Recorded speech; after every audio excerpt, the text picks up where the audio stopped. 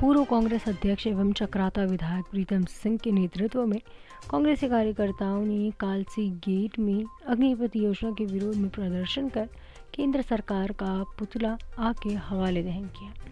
इस मौके पर प्रीतम सिंह ने कांग्रेसी कार्यकर्ताओं को संबोधित करते हुए कहा कि भाजपा सरकार अग्निपथ योजना के माध्यम से युवाओं को ऊंट के मुंह में जीरा देने की बात कर रही है। उन्होंने कहा कि भाजपा शासनकाल में जीएसटी, नोटबंदी, महंगाई और बेरोजगारी लगातार बढ़ती जा रही है, जिससे आम जनमानस परेशान है। उन्होंने कहा कि कांग्रेस शासनकाल में लोगों को बड़ी राहत रही। चक्राता से महेश रावत की रिपोर्ट।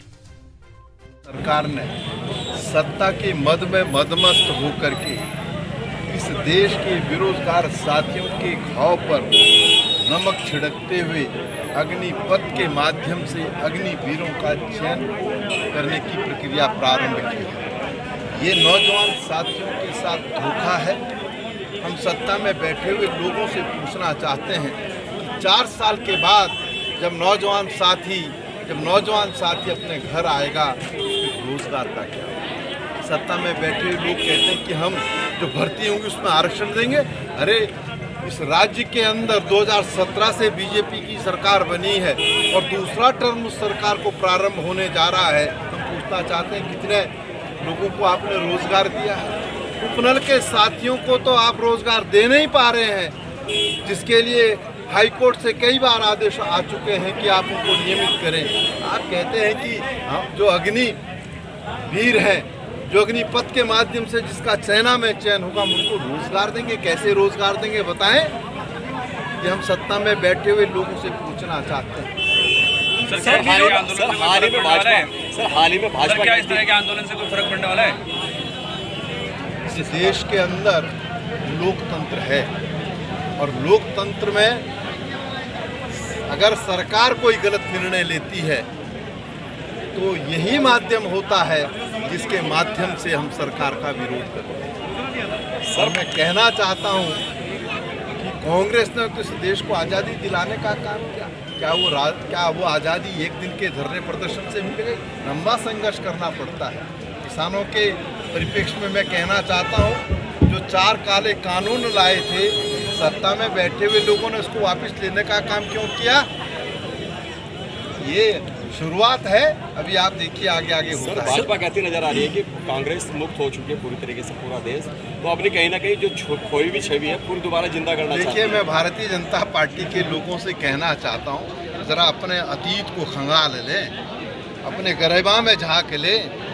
आपके पहले तो 1 सांसद भी नहीं था, बाद में बमुश्किल से 2 सांसद हुए। सत्ताएं आती हैं चले जाती हैं, ये लोकतंत्र है। लोकतंत्र में सरकारें बनेगी भी और गिरेगी भी।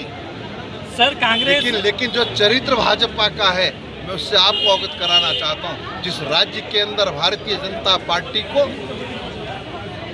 जनता द्वारा सरकार बनाने का अवसर नहीं दिया जाता है, वहाँ पर धनबल के माध्यम से सरकारों को गिराने का काम सत्ता में बैठे लोग करते हैं। मध्य प्रदेश उसका उदाहरण है, कर्नाटक उसका। थोड़ा सा इस आंदोलन के बारे में जो भी आपने प्रदर्शन किया है। देखिए, जिस तरीके से केंद्र सरकार अग्निपथ योजना को लाई और सेना के अंदर 4 साल रोजगार देने की बात नौजवान को कर रही है, मैं समझता हूँ इस देश के सेना के गौरव से खिलवाड़ कर रही है, इस देश के नौजवान से खिलवाड़ कर रही है। निश्चित रूप से इस देश का नौजवान, किसान का बेटा, गरीब मजदूर का बेटा जो पगडंडियों पे दौड़ कर सेना में जाने का सपना बुनता है, अपने घर परिवार को चलाने का सपना बुनता है, अपनी बहन की शादी कराने का सपना बुनता है, उस सपने को चूर चूर करने का काम इस अग्निपथ योजना ने किया है। 4 साल का ये उसको रोजगार देने की बात कर रहे हैं, जबकि सेना में अपने जज्बे के साथ आदमी अपनी जान देने के लिए पूरा जीवन भर सेना में भर्ती होने के लिए जाता है।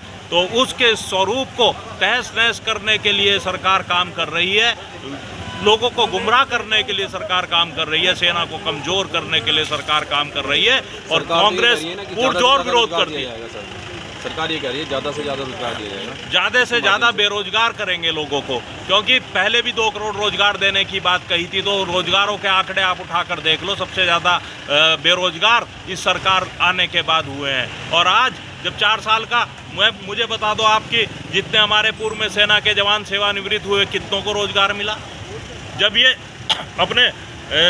अपने काम करने की मुख्य धारा में होंगे उस समय बेरोजगार हो जाएंगे हमारे वो नौजवान साथी, तब ये कहाँ जाएंगे। तो 4 साल काम करने के बाद ना उनका फंड होगा, ना उनका कोई पेंशन होगी, ना उनका भत्ता होगा, ना उनका कोई कार्यक्रम होगा। इस योजना के स्वरूप कोई गलत तरीके से लगा। आर्मी के बाद किसी और विभागों में नंबर लगाने वाली है?